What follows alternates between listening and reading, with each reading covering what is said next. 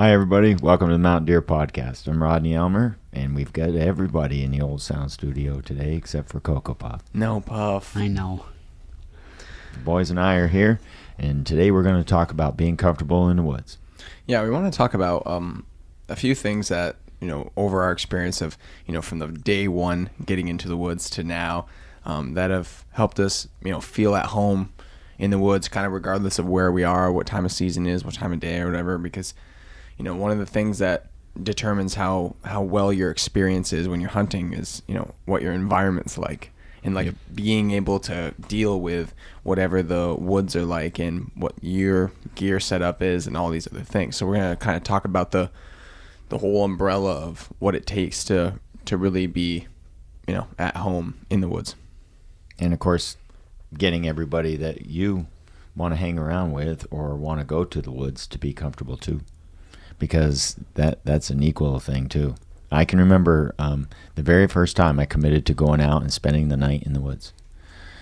And I was a teenager, and my buddy's like, "Let's go try this."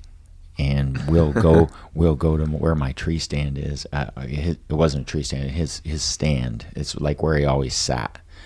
And it was just above a official Vermont kids fishing brook. So we went go down almost to Gunner's Brook down there, and we went into the guy's, our neighbor's land, and didn't tell anybody, and just snuck in there and You criminals. Yeah, we were terrible. It probably wasn't even posted or anything. No. It's just, and he could care less, right? Yeah, But, just a neighbor. We go out in his woods, and we just don't tell anybody, and we throw our sleeping bag. I had a sleeping bag at the time. That was part of what did it, right? I mean, getting some gear will help you get in the woods. Mm-hmm. If you own the things, it'll get you to go scuba diving. If you own the things, it'll get you to go biking or motorcycling or doing whatever. And I had a sleeping bag. I was given a sleeping bag. And it was this little small cotton thing that was pretty useless, especially As soon as it gets wet. Yeah, you're right out in the outdoors. And you just die. Right. Freeze to death out there in the... Yeah. And my dad had one that actually had plastic on one side of it, so you could put it against the ground. Oh, very cool. Yeah, and it wouldn't soak through. What time of year was this? In the fall. Yep. Yeah. And we said, well, let's spend the night, and in the morning we'll go down and go fishing.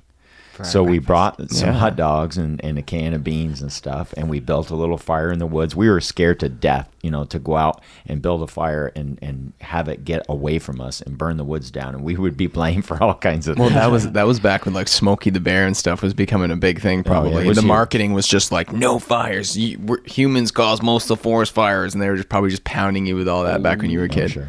And of course, 18 something. When we did those things, we learned where the best place to sit up was. Yep. Where the best place to have a fire. You need fuel close by that's easy to get to, right? And all those little small things, we learned it through camping. And camping got us to at least spend the night in the woods, to practice sleeping outdoors, which was quite a thing. Mm-hmm. And then over time, we just became super comfortable with it. We went fishing, and we caught some brook trout and brought them back up and nice. and ate them. And it must have been 10:30 in the morning, and it felt like an entire day had gone by. And we went home the following day at about noon, right? So, but of course we didn't sleep all that much at night, and the owls up in the tree making all kinds of noise, and we're somewhat paranoid at all the things that go on in the woods in the middle of the night. But we just talked to each other, and we convinced each other that everything was fine, and everything that's there during the day is what's there during the night. So whatever you would encounter during the day, and it would be a problem, that would be the problem at night too. And of course, so at first you start in your yard. You start someplace comfortable, wherever you're comfortable, and you go out in the woods, and you just get comfortable with it. You buy some equipment, you give it a try, you just start going, and then your confidence starts coming around, and you're good to go. Basically starting on a small scale and taking baby steps, because one of the things that we noticed when we did our trip to Colorado, right, it was compared to the woods here in New England, Maine, Vermont, New Hampshire, upper New England, mm-hmm. New York, it's like an alien landscape. It's completely different. Yeah, right? It's a different setup. The way the woods are, and how hot it is during the day, and then how cold it is at night, and the drastic changes, and all the stuff that you need in order to spend the night out there. And there's no real underbrush. There's no real insulation anywhere, and it was completely different. And having the woods experience here gave us, because we have pretty practical, we know our survival stuff and all that, but the taking it a step at a time would have been nice as far as elevation go, because that was one of the biggest things that I had to cope with. Because like right now we're in Southern Maine. Dad came down to visit where the boys and I live, and this is sea level. So when you all of a sudden now go to 10,500 or you're almost to 11,000 feet and you live at sea level, that's a big deal. And just you drive there in a couple days, and you don't really hit any major elevation until you're at the base of the Rockies. And that trip only is a couple hours. Then now you're 10,000 feet. And it was like the baby steps into that would have made that environment a lot better to cope with, because I was throwing up. I did not do well with that. It was a huge difference. Yeah. Now, the tools and the things you needed, we did purchase ahead of time. We listened to a few people and said, well, this is the tent you want. These are the sleeping bags you want. This is kind of the gear you want. And kind of got used to it and tried it. When you're just pulling up stakes from a normal life of say hunting in New Jersey, right? And you just have a little backyard. You can hear all the traffic and everything going on. You're close to home. Yeah, you're close to home. And then you suddenly decide, well, I'm going to go to Maine this year, or I'm going to go, way out in the woods of Pennsylvania and just go for this. We always would try and recommend, like, go to a campground and stay there, versus a hotel. If you've never done it before. Right. Yeah. If you're walking in everything brand new, boy, have some baby steps, go easy at it, because like camping and hunting and doing the two together are quite a job. Yeah. It is quite a job.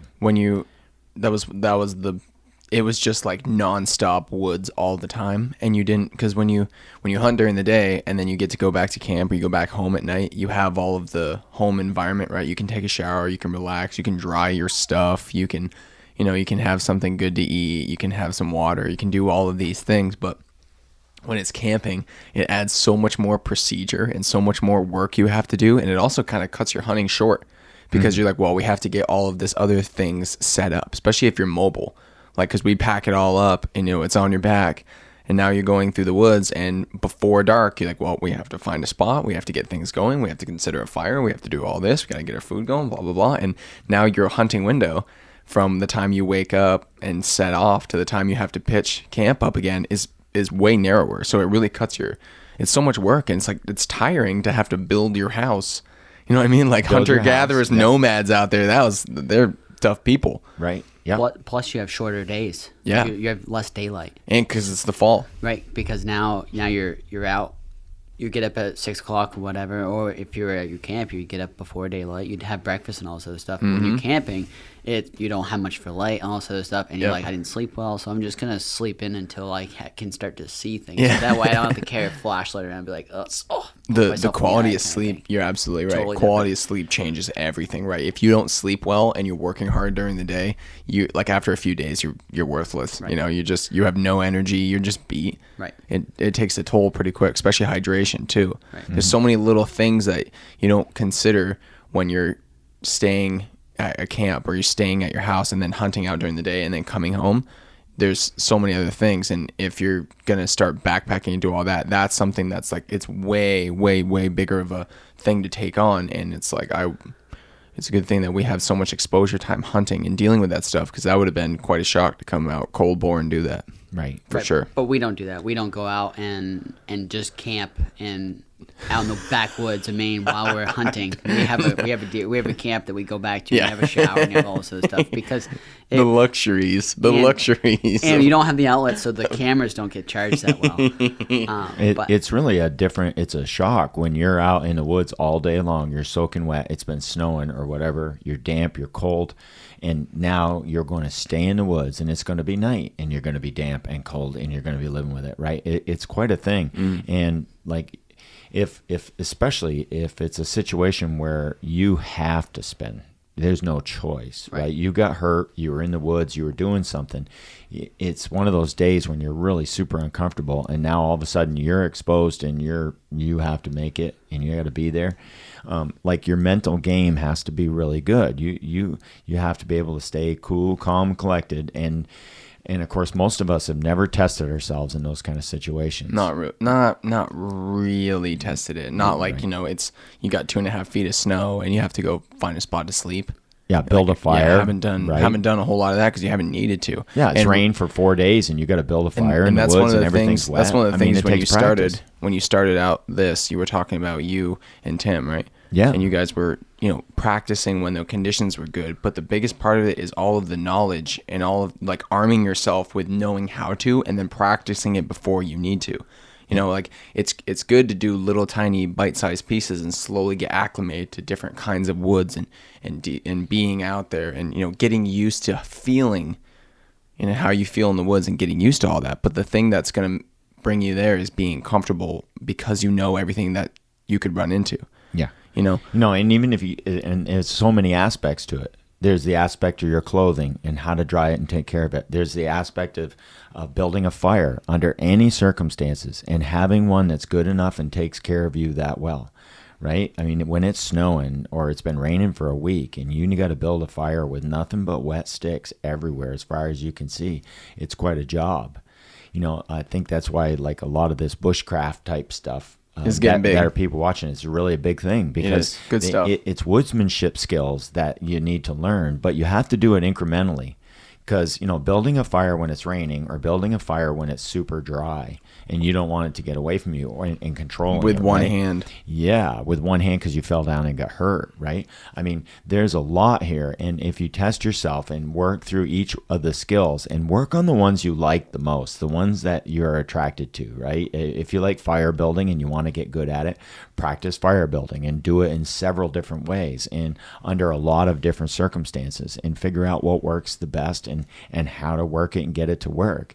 Over time, it'll be fishing. It'll be being able to cut trees, be able to cut branches to manipulate cord and rope so that it'll do what you want to do. A lot of these outdoor kind of wilderness type shows, you know, Alone in Alaska, those kind of shows really show people's insides of how they deal with things. You know, their problem solving abilities under pressure when you haven't eaten in 2 days. Yeah. It shows your confidence. It shows how you can do it. And it shows your willingness to be open to possibility and like not rule things out, because as soon as that comes into play, things change like crazy. Because the reason why we're going over this is so that way you have the confidence to go out there and track, because we would be out in the woods and go to a populated area where people want to go and start tracking where it's easy to get to. You go out into the woods like 500-600 yards and people tracks just kind of fall off the face of the earth because people aren't going away from the road because they're a little on the unsure Woods side. are intimidating. They're intimidated by the big main woods, but they want to go out to the big main woods. But so what that does is that fear kind of limits them on what they can and what they can't do. So that way, when they let's go up and go track, and then all of a sudden they're tracking a deer, but then they're like in the back of their mind they're saying, how far away is the road from me? And then they end up questioning that, and then they're like, this deer isn't worth getting lost, because they're unsure of themselves and how they would be able to build a fire or whatever. I think or even get the animal out of the woods. I think that if navigate. you're like, okay, so what is the progression of from newbie to being 100% comfortable and like mastering the environment and yourself, you know, and what the steps would look like? The first thing is education.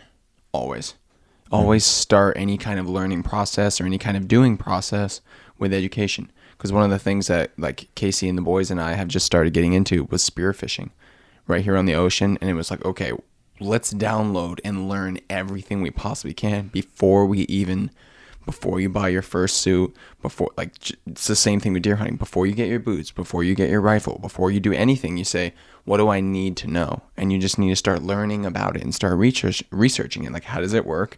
What do people do? Where do they go? What are deer into? You know, what do they eat? What do they like in this area? What are the kind of food sources? What the woods are like? And the learning all that and having some knowledge about where you're going to, you know, what your game is, where you're going to go, and what are good methods. Listening to people who tell stories about it and who know some knowledge and can share that with you is definitely the first step. But after that, it's going to be practice and using your stuff. And then basically it's starting in small increments.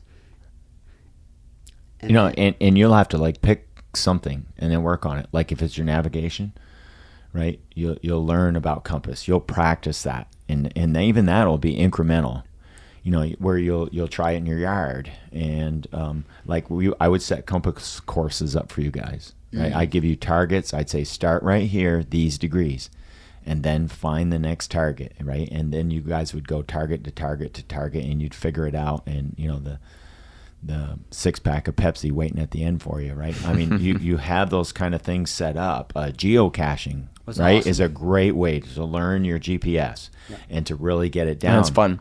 And you're integrating a vehicle, multiple GPSs, and multiple people. And you guys you guys would have your own GPS, is your own coordinates all punched in, and we would get there and we would race to the spot, but we'd all also do it driving down the road. Yep, we're getting closer, right? So we would use the vehicle to get closer and then get out and start looking on foot, and then who found it, right? So it was a race, and it made us good at what we were doing, and it showed the error rate, and some of the things that can go wrong, and you make assumptions while you're navigating, right?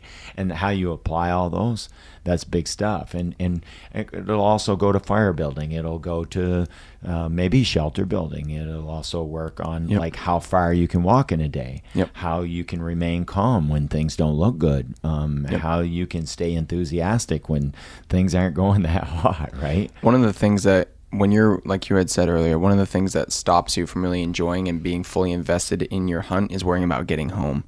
And when you know the area, right? You've seen it on a map or whatever, and you say, this is, these directions are out. If I'm walking in north, west, and south are out, right? And if you know that, right, and you have the gear to help you get home, that's something that kind of like takes that out of the back of your mind a little bit more.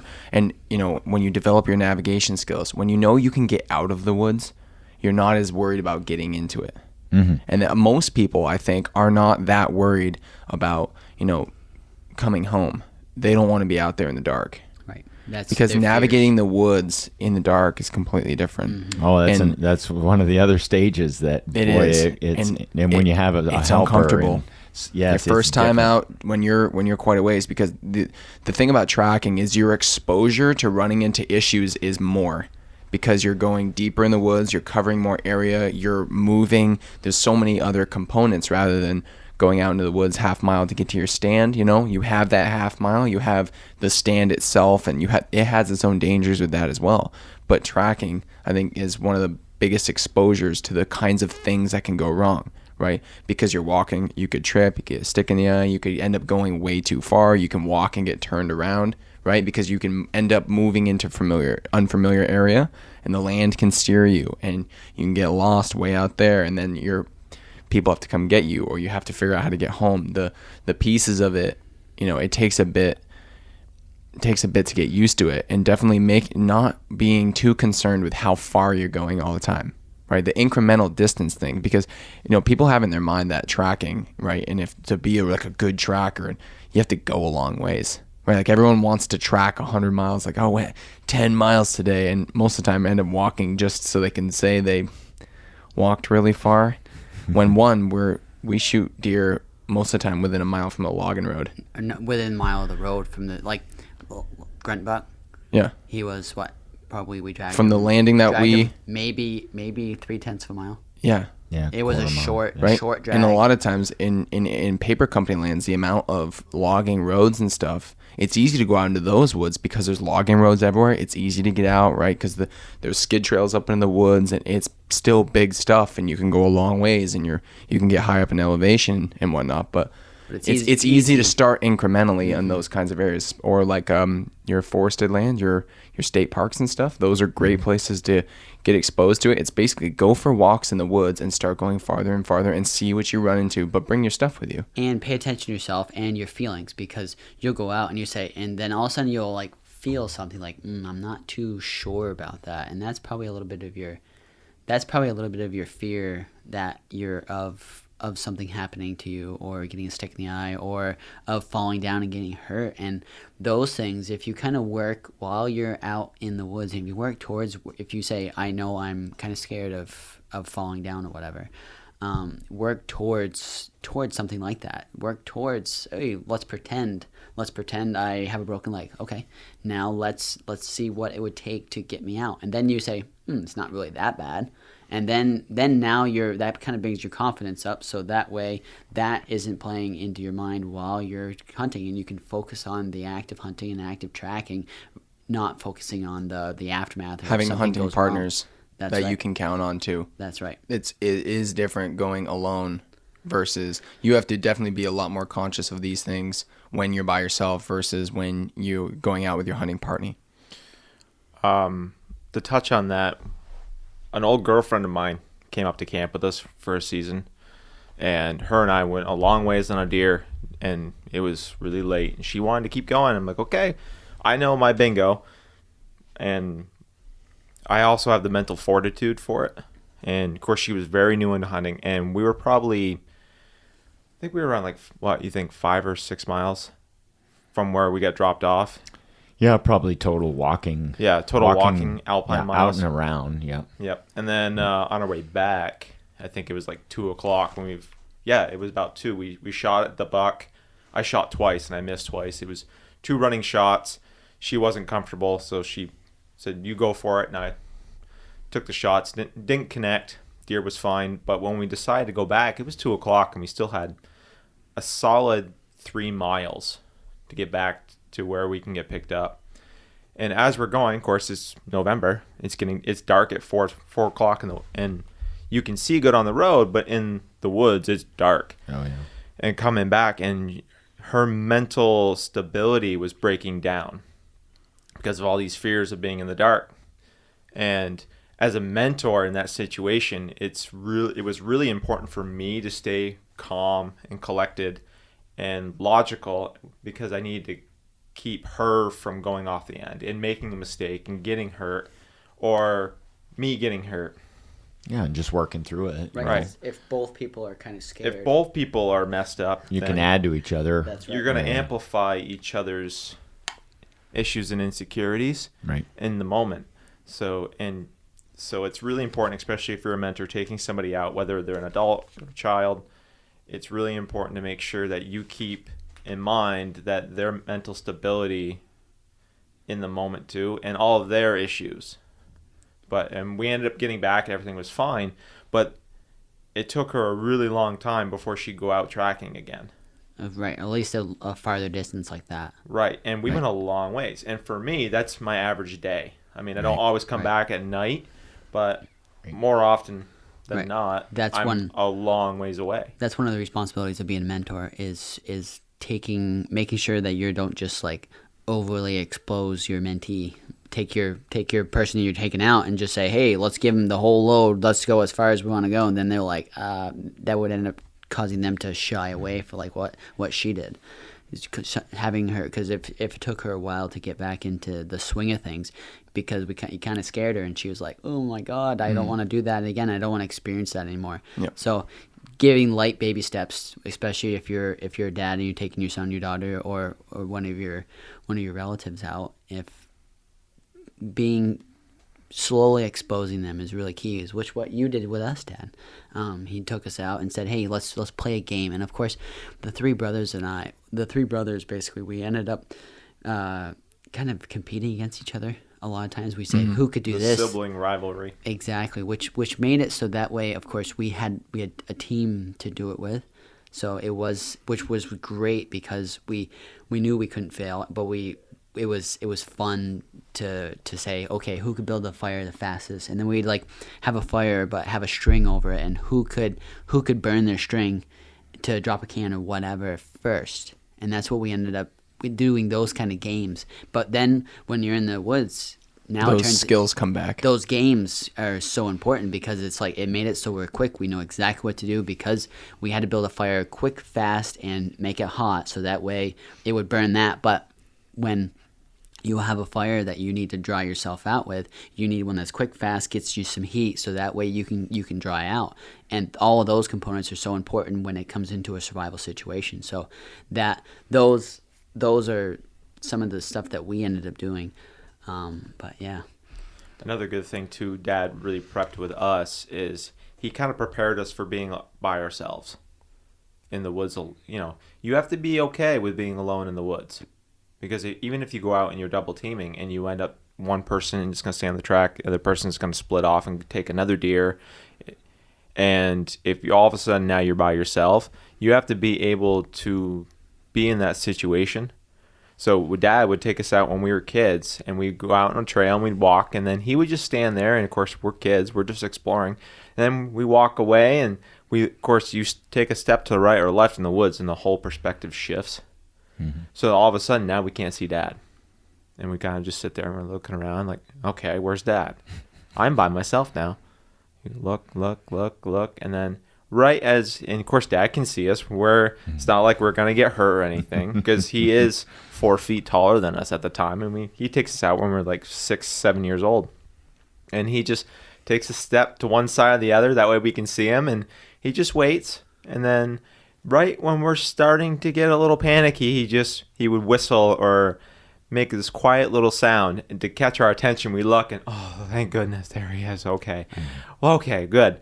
But that kind of prepped us for situations where you don't get stuck in your head, and prepare you for the possibility of being alone in the woods, and that it's okay. It keeps you flexible. Right. You know, and like the only way to really learn how to adventure is to adventure.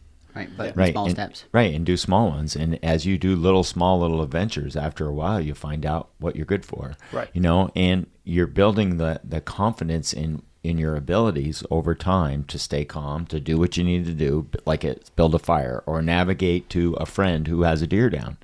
Right, and he gives you the coordinates, and you listen to the coordinates, and you punch it into your GPS, and he reads it to you, and you read it to him, and you're sure everything's good, and you push go to, and it says, yeah, he's over here 3/8 of a mile, and now you start following the GPS right to him, and you walk right up to the guy, and you feel so good, right?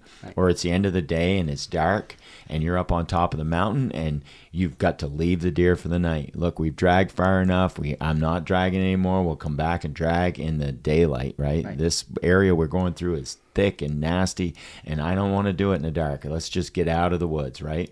So we stand there and we take the compass and we take the GPS, and Taylor's got his, and he goes boom, boom, boom, boom. We confirm this is the way we need to go. It's right there, and we point down through the woods with a flashlight, and this is where we're going, right? And we leapfrog one person, the other person, and we keep taking shots, and we go around a few objects, but we work our way out. And when you pop out 100 yards or 50 yards from the vehicle, and you say, here's the road and here's the rig, and you come right out in the pitch dark together. It's really satisfying. And you hit it, it's so good, and it helps your confidence so much that after a while, you'll be able to say, yep, this is what we need to do. And of course, you are going to make mistakes. You are going to have things go wrong, but those are great teachers too. Right.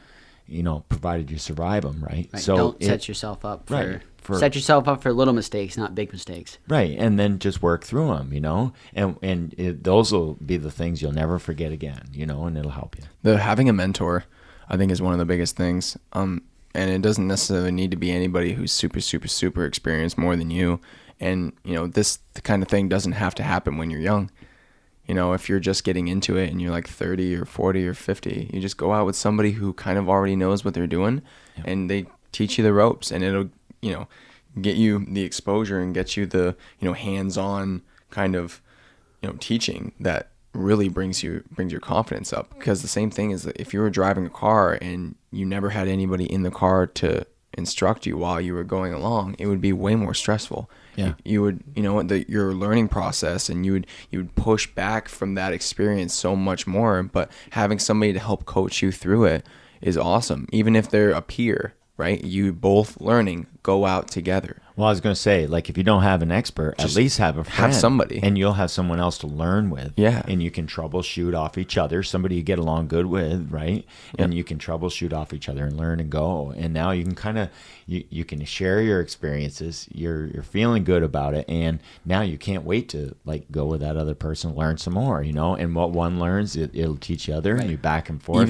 Even if you're a super strong person when you're weight training, and you could lift 300 pounds. If you've never done the movement before, you start light, right? And this is the same kind of thing. When you're learning a new skill or you're learning a new ability or trying something new, you start small and you slowly stack things up. And as you get good using your GPS and your compass, now you add another component. You add the component of distance, and then you add the component of time in the woods, and you add all these other little things, and now you can go out there with your rifle, you can go out there with all these other things. You can go all day long. You can be super tired. It can be night, but you know how to use all these things because you have a collective experience of all these small pieces. Mm-hmm. And when you start clicking all those little puzzle pieces in together to the woods experience, now you're like, well, I'm not worried about coming out because I've done it 1,000 times. I'm not worried about being out at night because I've camped before, right? And I've done all these things. I'm not worried about, this piece of it. I'm not worried about what happens if I get a deer because,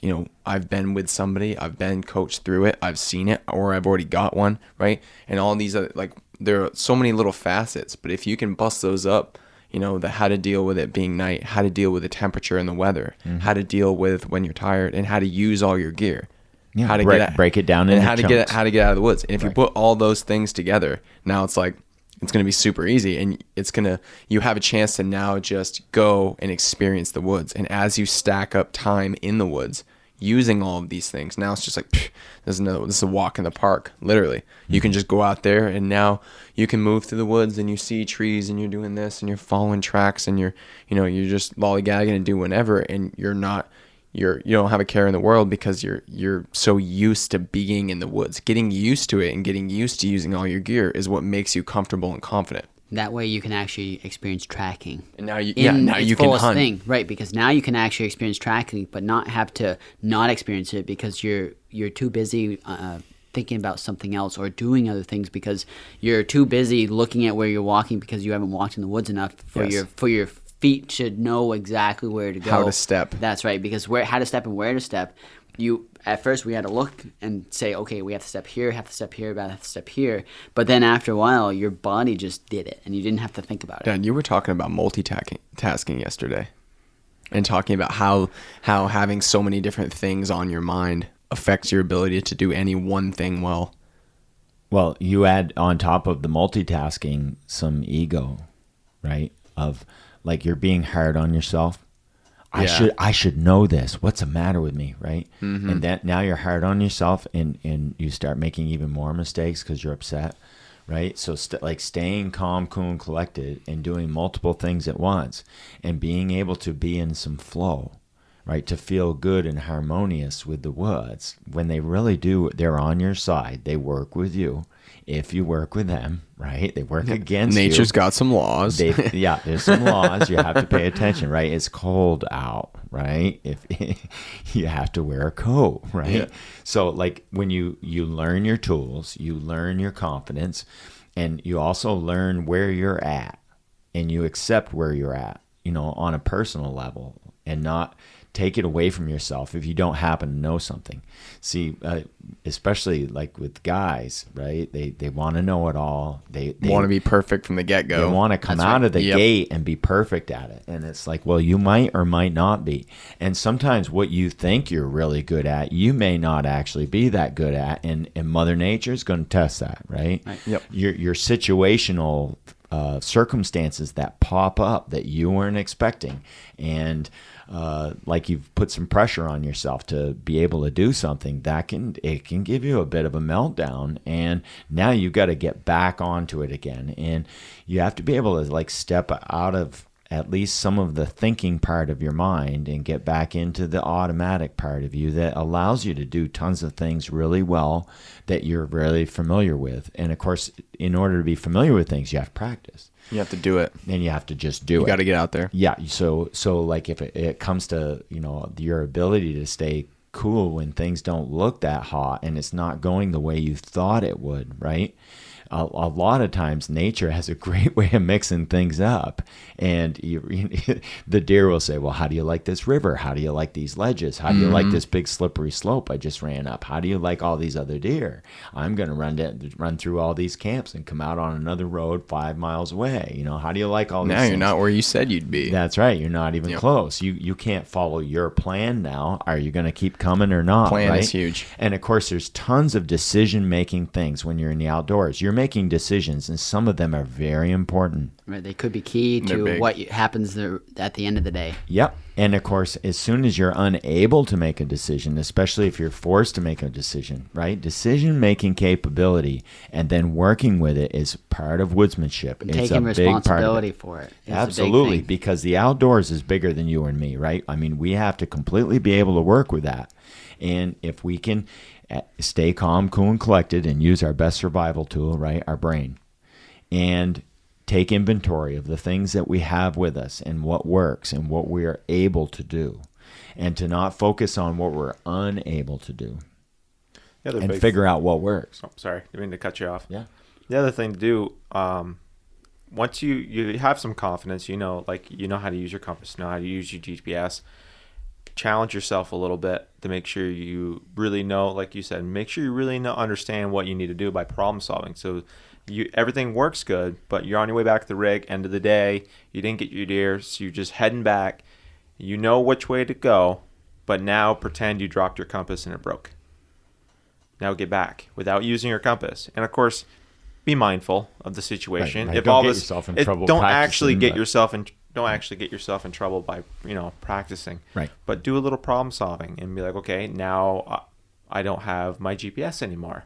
How am I going to get back to the rig? Okay, well, you got to use the sun. You have to use the stars if you're at night, or the moon to help, with direction. And okay, I'm walking through the woods and now my flashlight doesn't work. Mm-hmm. How am I going to make it work so I can get back? Yep. And those little things will help key you in on what you need to work on more. Yeah. Whether it's, I really do rely heavily on this one thing in my navigation or my communication, and it could potentially save your life. I think that's part of what's so attractive to the bushcraft type stuff is like the 14 different ways that you can catch a fish. Right. If you need to. If you need to, right?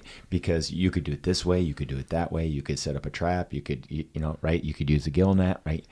And that's part of many people are like one or two tool users. They have they use an adjustable wrench and a screwdriver, and their toolbox isn't loaded with different tools. Pumpkin cutter and a rock. Yes. Fix a Game Boy. Because this is street. We like to do it Yeah. streetwise, because it's like No. you don't, all you have is wire and duct tape, and you have to get this truck Make it work. home kind of thing, make it work. And it's like, this is all the tools you got. And that was great with us, because of course growing up we didn't have a lot of money, so you didn't have a lot of stuff, you didn't have a lot of resources to buy the specific tools to do the job. You had to So MacGyver we everything. we got to make one, we got to make a wrench, got to make that kind of stuff. And that's of course what ended up making it so that we're multifaceted in whatever we do, because you did it the good way, the easy way, the way that it was designed, but you also did it the way that it wasn't designed, but you still got it, the end result was the exact same. Of course it might have taken a little bit more time or whatever, but it worked. You gained the knowledge, but you also gained the confidence, which is why you could drop us off anywhere and we'd make it no problem, because we say, it's just like this situation when we were playing in the woods 20 years ago, kind of thing. Yep.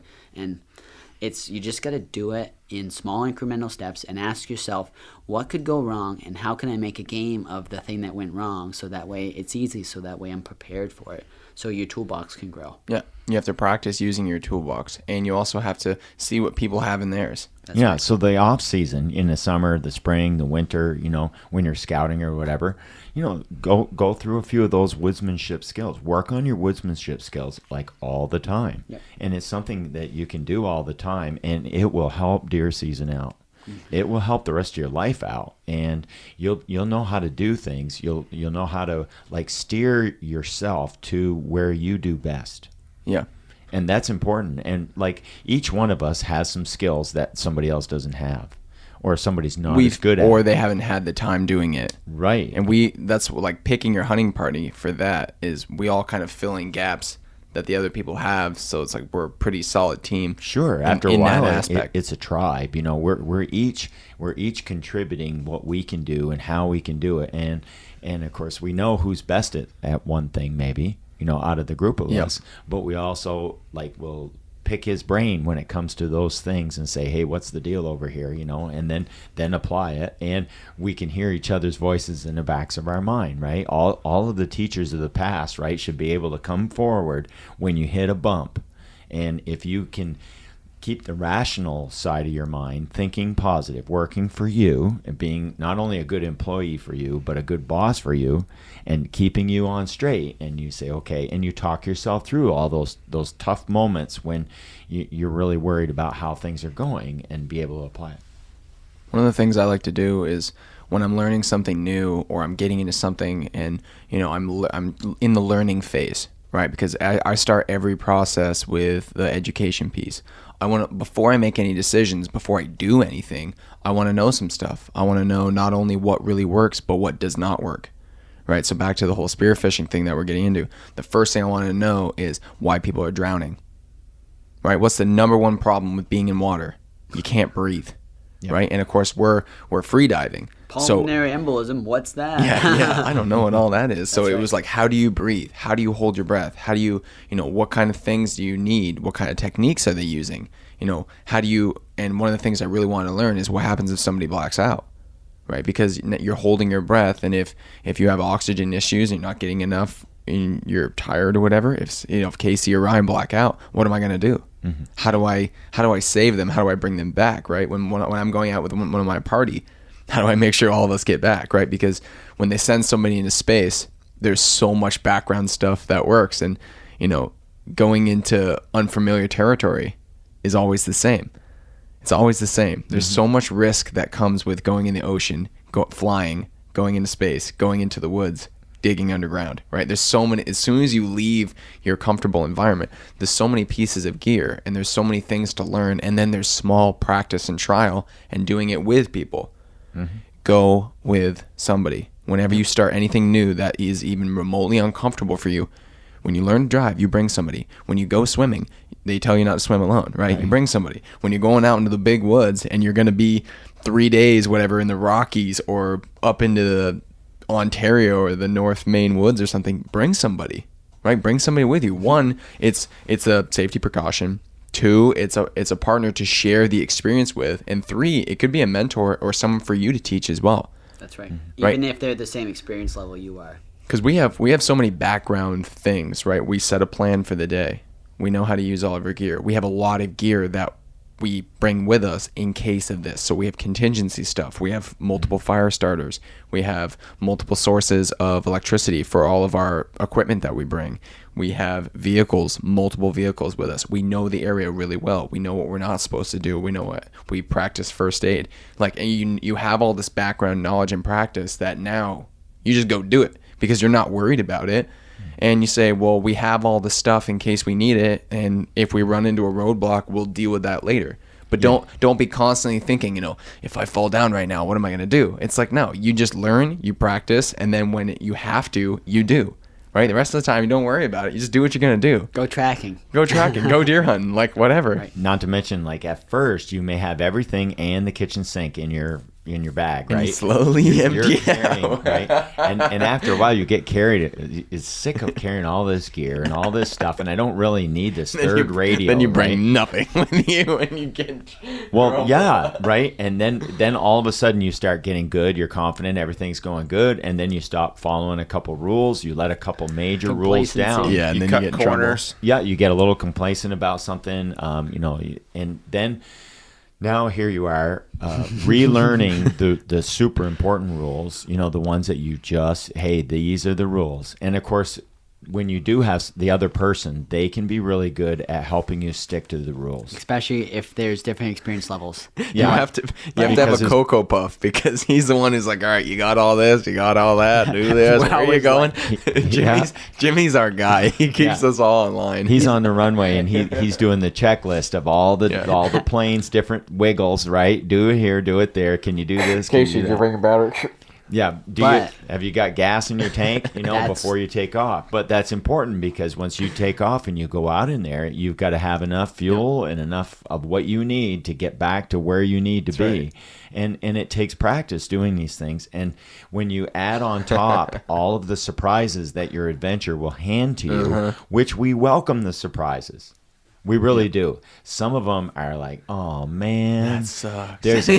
We come over the ridge thinking this is the one, and no, there's one more ridge to go, right? And it's like, there's another hill to go, and you climb up over that hill, and then finally you come down to where the rig is, Big right? timber is that way. You're like, I'm almost there, and then it's like, there's one more ridge. And you can say, well, I don't want to climb straight up. I'll just go around. And going around is an extra hour and a half walk. Bad sometimes. And yes, you're on the road, but it's another hour and a half of marching on the road before you get back to the rig. Right, because there's a washout. Right, and then afterwards you're like, man, I could have gone the half mile straight up over and down the other side and a quarter mile up, quarter mile down, and I would have been there.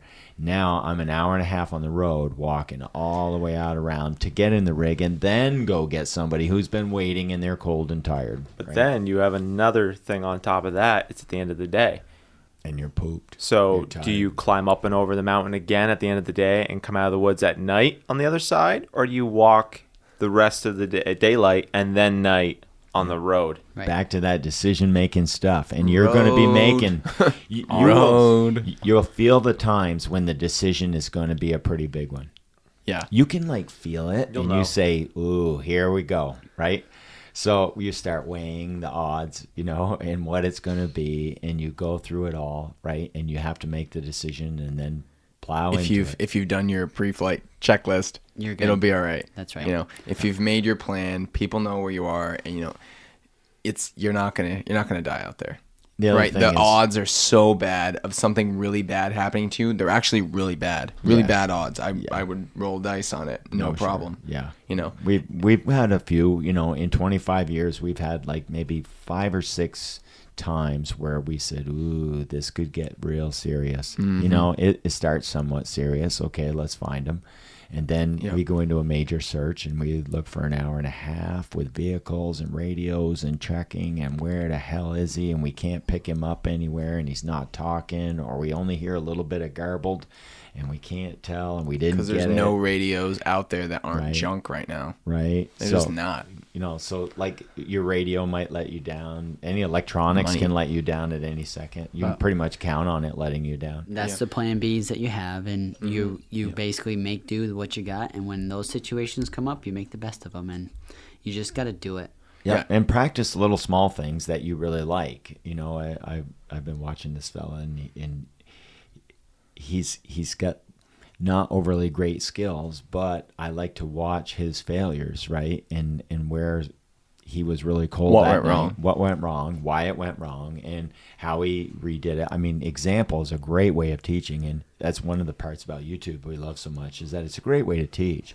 But nothing beats the actual being on the ground and out there, and you want to practice it and go at it and enjoy it, because it's a process. To become a really good woodsman is a process. It takes time. It takes trial by fire, right? It really does. And you just have to do it. You just have to get right out there. And it's so satisfying when you're done. I mean, if you can handle yourself out in those situations, you'll be able to handle anything. It's really nice. The enjoyment with hunting when you're comfortable in the woods versus not comfortable in the woods is night and day. Oh. Right, because the hunt itself and being able to take in this really short season that we all look forward to so much, because deer season's really short. And if you only really deer hunt, maybe you're a bear hunter, a moose hunter, whatever, the fall, right?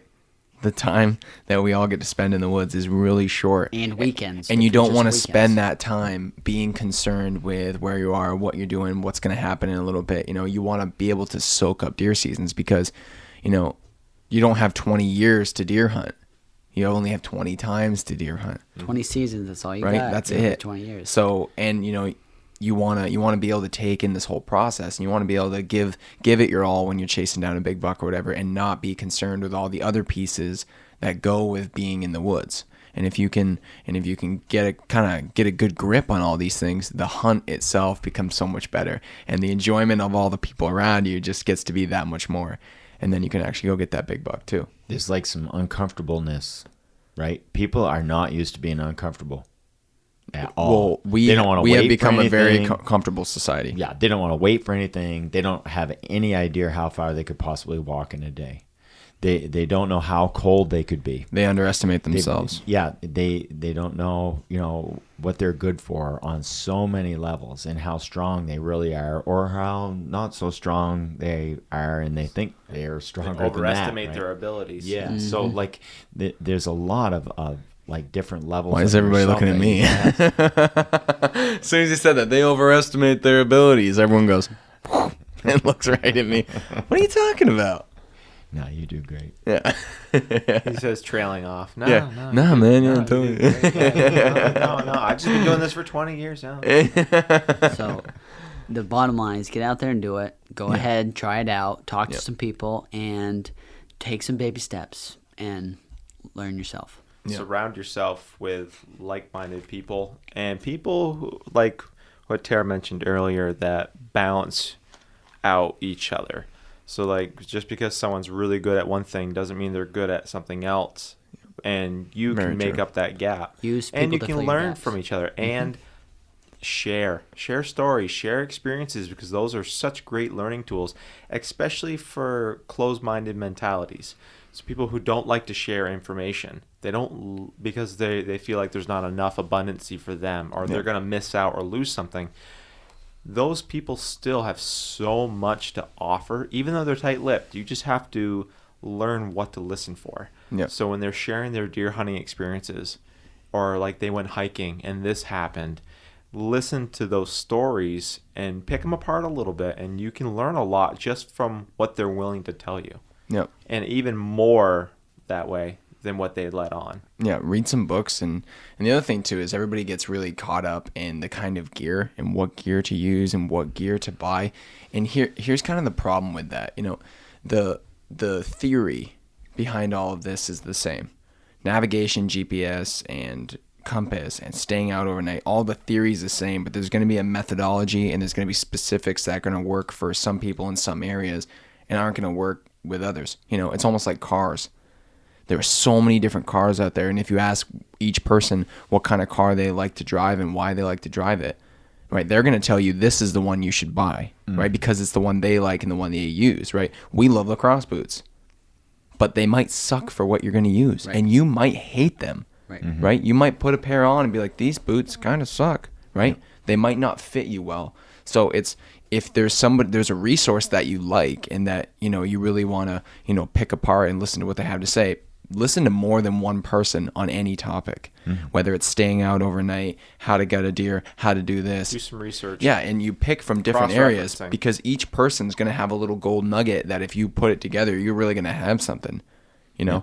And you can make it work for you based on other people's Yeah, experiences. there's no one person or group or, there's no one collective thing that's going to have all of the answers.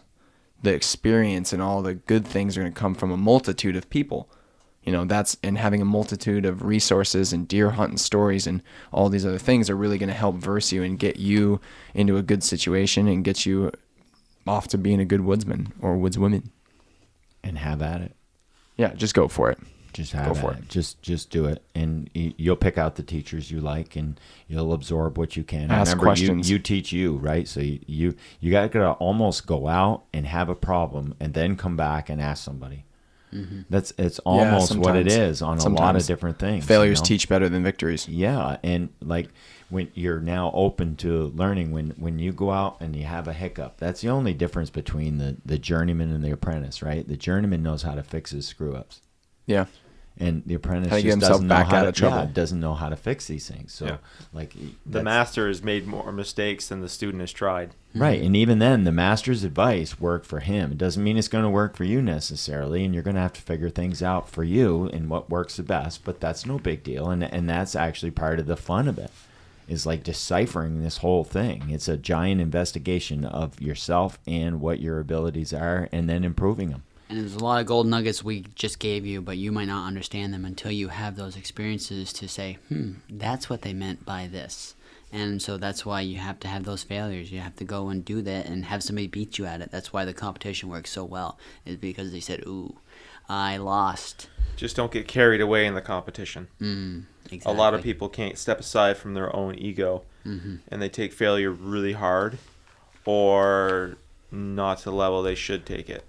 Yeah, and we don't necessarily mean ego in a bad way. It's just like personality. You know, your personality might be set up in a spot where it needs to be more flexible, or it can be more open to different ideas and stuff. And like some people even are really hard on themselves, and like you have lots of possibilities. You can do lots of different things, and as soon as you start feeling that way, you now have the ability to be able to do something about it.